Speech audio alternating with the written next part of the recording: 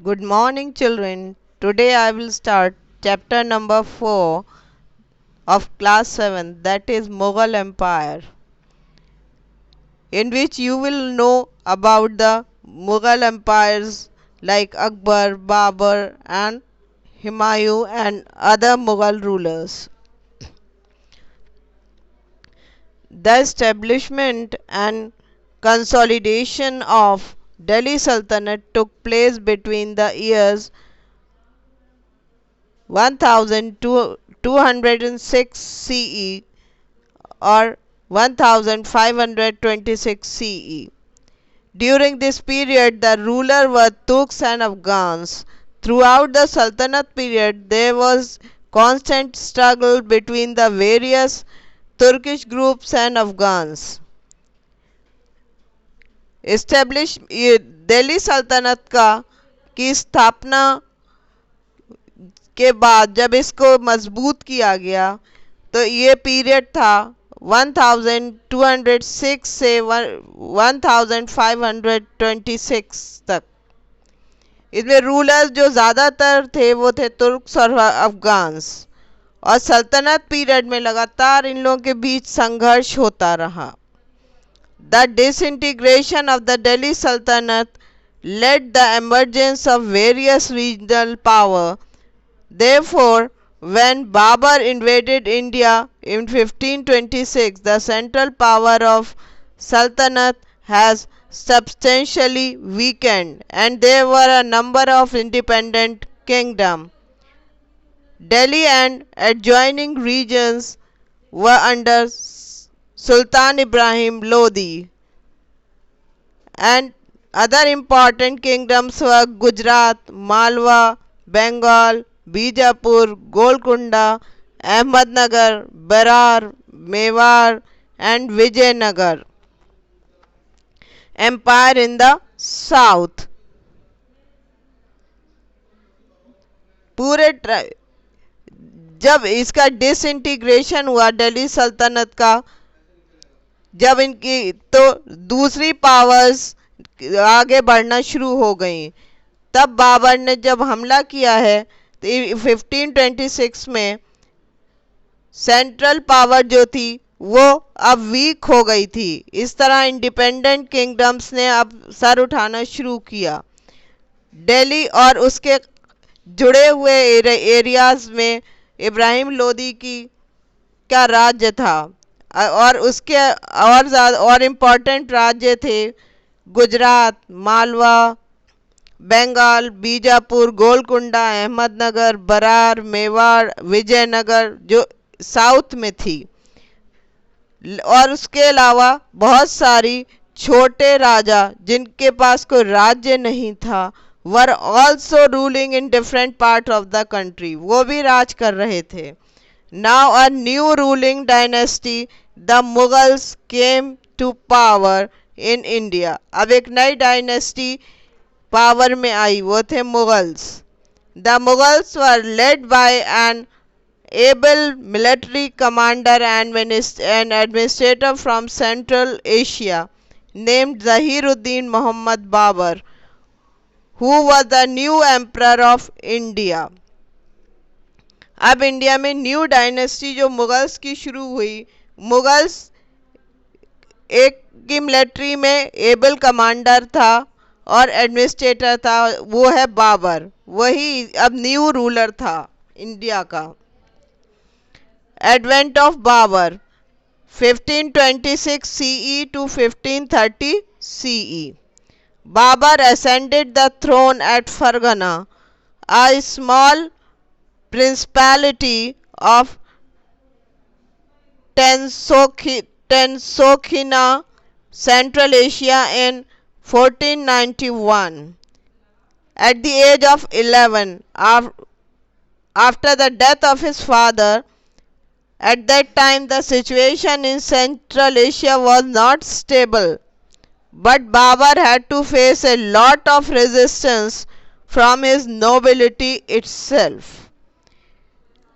बाबर ने जब राजगद्दी संभाली तब सेंट्रल एशिया में सिचुएशन बहुत अच्छी नहीं थी और सिर्फ उसकी एज 11 साल की थी। उसको अपने नोबल्स से भी बहुत ज़्यादा परेशानी उठानी पड़ी। Although he was able to capture Samarkand, but very soon he had to retreat because of desertion of some of his nobles। ने बहुत जल्दी समरकंद पे कब्जा कर लिया, लेकिन उसे दोबारा से फिर कोशिश करनी पड़ी क्योंकि उसके सारे नोबल्स कुछ लोग छोड़कर चले गए थे। He also lost Fargana to the Uzbeks and Mongol groups। उसने फरगना भी उसके हाथ से निकल गया था जो मंगोल्स के और उज़्बेक ग्रुप में चला गया था। However, he shortly conquered Kabul in 1504। उसने काबुल को कॉन्कर कर लिया था 1504 में। Babar was attracted by the immense wealth of India and this was the major reason of his invasion on India। The rule of the Lodhis and Delhi dynasty came to an end after the Battle of Panipat। Babar का main attraction जो था वो था wealth. उसने India के ऊपर सिर्फ पैसे के लिए ही हमला किया था। उस टाइम में लोधी सल्तनत और दिल्ली सल्तनत खत्म हो चुकी थी बैटल ऑफ पानीपत के बाद। Cannon were an important addition in the 16th century warfare। Babur used them widely at the first battle of Panipat. Cannons जो थे मेन एडिशन थे 16th सेंचुरी वारफेयर के। बाबर ने उनको पहली लड़ाई फर्स्ट बैटल ऑफ पानीपत में यूज किया। Babur was a great scholar. He knew Persian and Arabic well. He was an able administrator, a good general। He wrote his autobiography called Babarnama in his mother tongue Turkish. ये एक great scholar था। वो ये इसकी दोनों language में बहुत command था, पर्शियन और अरबिक में। ये एक अच्छा एडमिनिस्ट्रेटर भी था और जनरल भी था। इसने अपनी ऑटोबायोग्राफी लिखी है अपनी मदर टंग में जो है तुर्किश। इसके ऑटोबायोग्राफी का नाम है Baburnama. It was summer time and the weather was extremely hot। The soldiers of Babar army had been away from their homes for a long time and the people of Agra were extremely hostile towards the invaders। ये summer time था जब weather बहुत ज़्यादा गर्म था और इसके soldiers Babar के बहुत टाइम से अपने घर वालों से बहुत दूर थे और आगरा वाले जो लोग थे वो उनसे बहुत परेशान थे। The horses also suffered as no corn और grain were available for them. In such condition Babur called his nobles for a meeting and appeal them to stay on and fight. Horses भी नहीं रह पा रहे थे क्योंकि ना उन्हें यहाँ कॉर्न मिल रहा था और ना ही ग्रेन अवेलेबल था। इसलिए इस कंडीशन में बाबर ने अपने नोबल्स की मीटिंग को बुलाया और उनसे अपील किया कि यहीं रहें और लड़ते हमारे हेल्प करें यहीं पे। But even then some of the nobles were not ready to stay with granted leave and they want back to Kabul. उन्होंने नहीं रुके और उन्होंने उनसे छुट्टी लेके चले गए। Shortly Babur defeated Rana Sanga of Mewar, an Afghan chieftain led by Nusrat Shah, the ruler of Bengal। Babar ने राणा सांगा को हराया जो मेवाड़ का था अफगान चीफ नुसरत शाह जो रूलर ऑफ बंगाल था। In a short period of just 4 years, सिर्फ 4 साल के पीरियड में Babur occupied the regions from Indus to Bihar and from Himalayas to Gwalior. Babur ने ऑक्युपाइड किया था रीजन इंडस से बिहार तक का और हिमालय से ग्वालियर तक का। Babur died on 30th September 1530 crisis. All his body was initially buried in Agra, और इस बाबर की बॉडी को यहीं पर बरी कर दिया गया था आगरा में।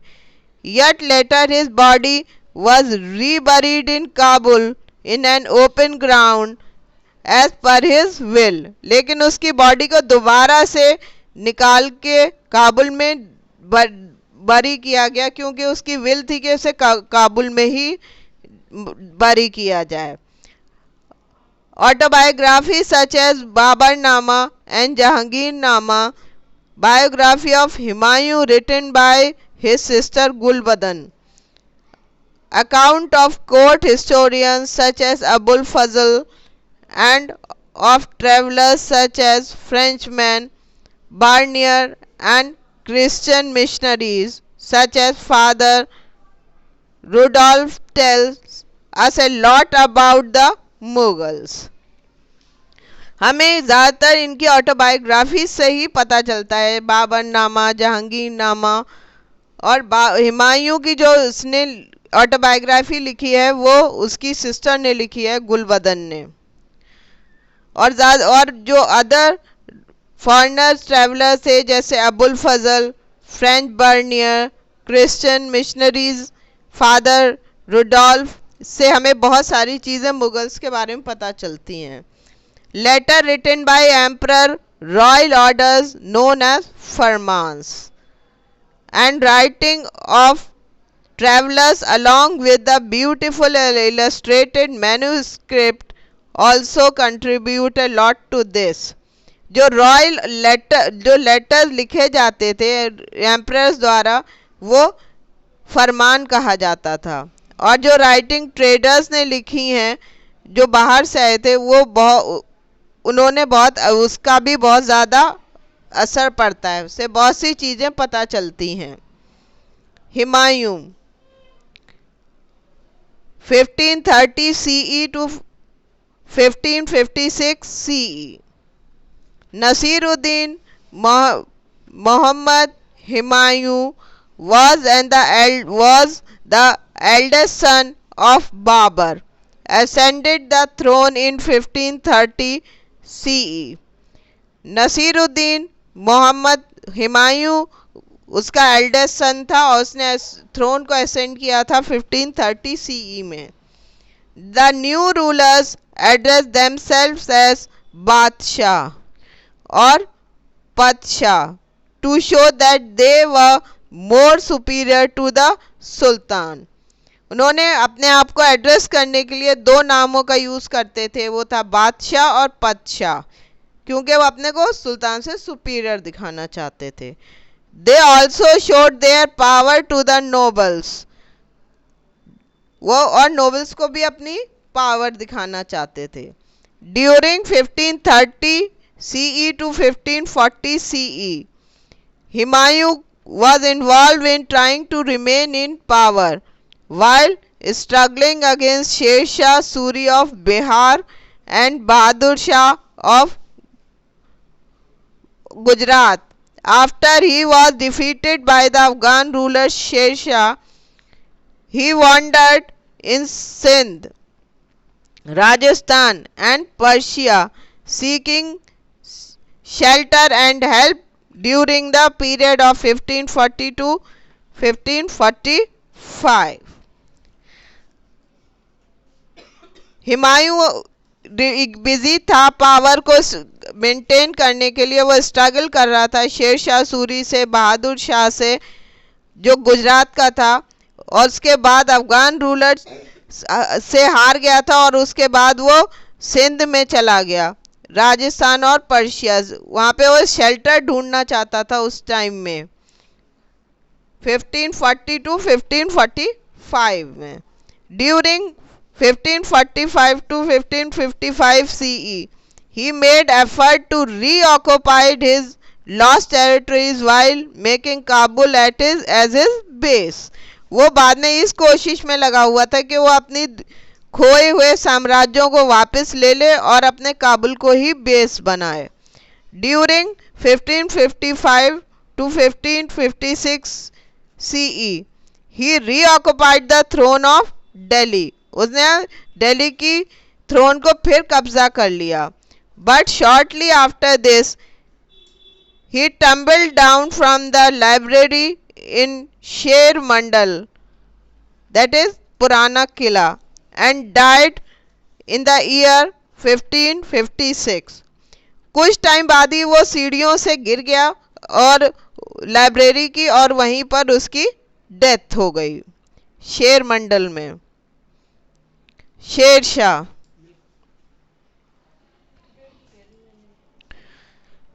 1540 to 1545 CE. Sher Shah occupied the throne of Delhi as a sultan after defeating Humayun in 2 battles. Sher Shah was the son of Afghan Jagirdar, hailing from Jaunpur, Uttar Pradesh. He established a kingdom which extended from Jhelum to Brahmaputra and from Himalayas to Narmada within a period of 5 years. Sher Shah Afghan जागीरदार का बेटा था जो जौनपुर उत्तर प्रदेश से आया था. उसने अपना साम्राज्य स्थापित किया झेलम से ब्रह्मपुत्र तक, हिमालय से नर्मदा तक, और सिर्फ 5 years के पीरियड में. He branded his horses and maintained a large army. He ordered the soldiers that they should do no harm to the crops of the subject as they passed through their fields. उसने अपने घोड़ों के ऊपर भी निशान लगाए थे और उन्होंने ऑर्डर दिया था सोल्जर्स को कि वो रास्ते में जो खेत पड़ते हैं लोगों के, उसको नुकसान ना पहुंचाएं जब उसमें से जाएं. He was compensated with the peasants of even his enemy. He died in an explosion in 1545. वो अपने दोस्तों के साथ तो करता ही था कंपेंसेशन, अपने एनिमीज के साथ भी करता था, और उसकी डेथ हो गई एक एक्सप्लोजन में, एक धमाके में 1545 में. We get information about Sher Shah administration from the writing of Abbas Khan, who wrote his history in 1579 CE. हमें इसके एडमिनिस्ट्रेशन के बारे में इंफॉर्मेशन अब्बास खान की राइटिंग से मिलती है जिसने इसकी हिस्ट्री लिखी है 1579 में.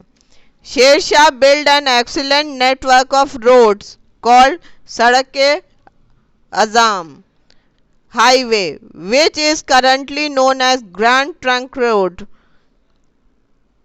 इसने एक मेन रोड्स का नेटवर्क बनाया था जिसे सड़क आज़म कहा जाता था, हाईवे जो आज जिसे हम ग्रैंड ट्रंक रोड्स कहते हैं. It run from Sonargaon in Bengal to Lahore in Punjab and then towards Multan. ये सड़क सोनागांव बंगाल से लाहौर तक बनाई गई थी और पंजाब में बनाई गई थी और फिर मुल्तान की तरफ बढ़ा दी गई थी. A second road connected to Lahore to Multan and third road connected Agra to Jodhpur and Chittor. Second road जो थी उसको कनेक्ट किया गया था लाहौर से मुल्तान तक, और थर्ड रोड को कनेक्ट किया गया था आगरा से जोधपुर और चित्तौड़ तक. He built one sarai at a distance of 8 kilometers for the convenience of the travelers. उसने सराय बनाई थी, लोग हर 8 किलोमीटर बाद एक बनाई गई थी लोगों को सुविधाएं देने के लिए. A sarai has a provision of water, bed and corn and grains for the horses too. और सराय में पानी का इंतजाम सुविधा दी जाती थी, बेड दिया जाता था और घोड़ों के लिए कॉर्न और ग्रेन्स भी रखे जाते थे। There were villages all around the sarais. He planted fruit bearing trees on both sides of the highway, and 2 horses were present at each of the sarais which would carry news to the sultan. और villages उसके चारों तरफ villages थे और उसके दोनों sides पर फलदार पेड़ लगाए जाते थे और 2 हॉर्सेस वहीं पर रहते थे एट ए टाइम, जो सुल्तान को इंफॉर्मेशन देते थे। Sher Shah kitchen was very large. He issued a royal order that whosoever was hungry could get food from the kitchen. इसका किचन भी बहुत बड़ा था। उसने ऑर्डर किया था जो भी भूखा हो उसे उस किचन से खाना खिलाया जाए। Mostly the road and highway was quite safe, but if a robber or theft took place, the muqaddam were responsible to produce the culprit और आइडेंटिफाई their hiding place. वैसे तो वहाँ रोड्स हाईवे बहुत safe थे, लेकिन अगर कोई चोरी हो जाती थी तो मुकद्दम से रिस्पॉन्सिबल होते थे, उन्हें अपराधी को पकड़ना हो, पहचानना होता था और छुपी हुई जगह से निकालना होता था। They also had to remunerate for it.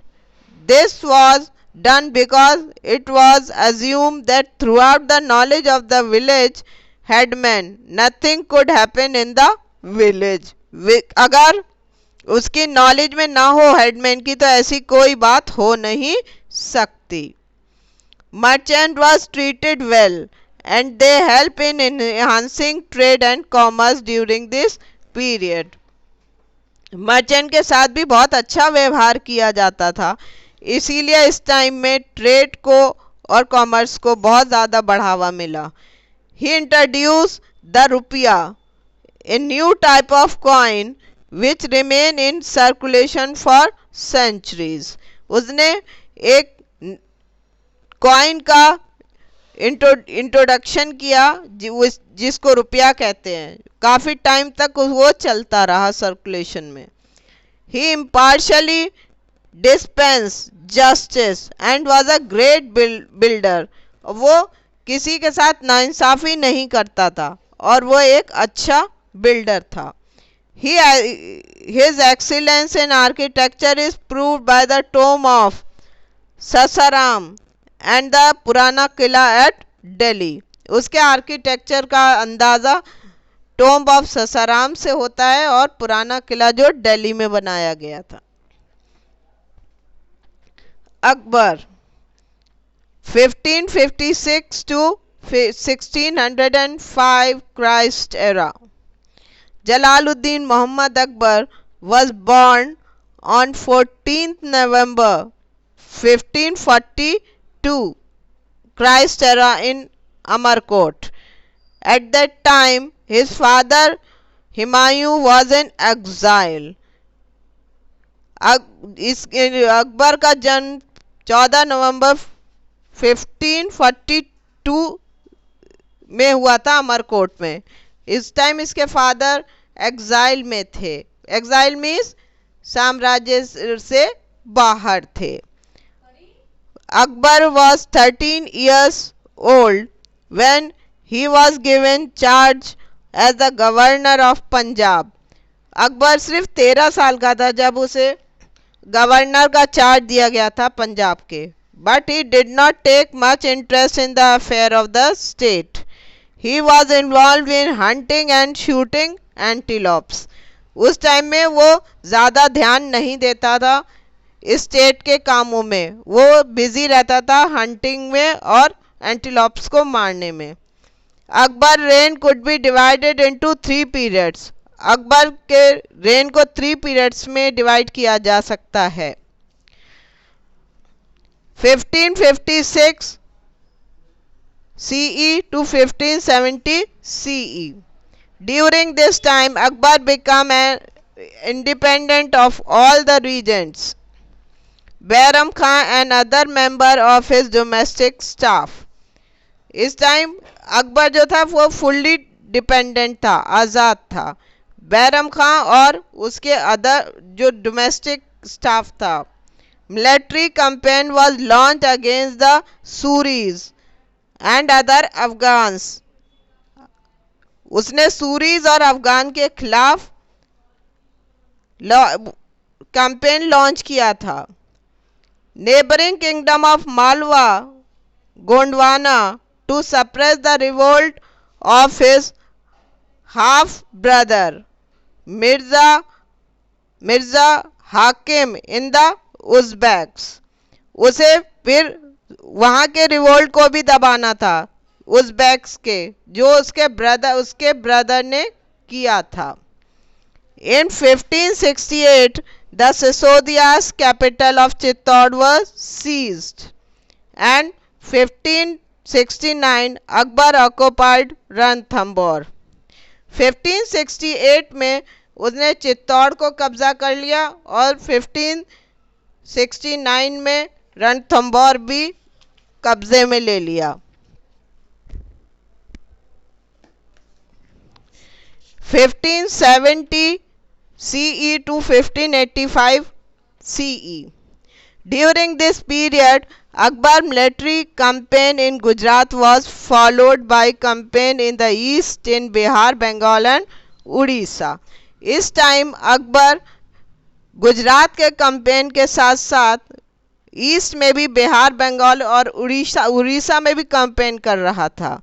This campaign were accompanied by 1579 to 1580 revolt in the support of Mirza Hakim। Mirza Hakim was his brother। 1585 to 1605 CE, there was the period of expansion of Akbar's empire। ये period था अकबर अपना साम्राज्य बढ़ा रहा था। Campaign in the north east also took place during this time. North east में भी इस टाइम, नॉर्थ वेस्ट में भी उसने अपना कैंपेन बढ़ाना शुरू किया था। Kandahar was seized from the Safavids. Kashmir was annexed and also Kabul after the death of Mirza Hakim. अब कंधार भी कब्जे में ले लिया गया था सफाविड्स से, और कश्मीर को भी कब्जे में लिया गया था, छुड़ाया गया था, और काबुल को भी मिर्जा हाकिम की डेथ के बाद। Campaign in the Deccan started. अब दक्कन की तरफ कैंपेन स्टार्ट हो गया था। And Berar, Khandesh, part of Ahmednagar were occupied. उसमें बरार, खानदेश और अहमदनगर को ऑक्युपाई कर लिया था। During the last year of his rain, Akbar was distracted by the rebellion of Prince Salim, the future emperor Jahangir. बाद में उसको अकबर को हटा दिया गया था। उसके रिबेलियन हो गए थे उस प्रिंस सलीम, जो नेक्स्ट फ्यूचर एम्परर होने वाले थे, दैट इज जहांगीर।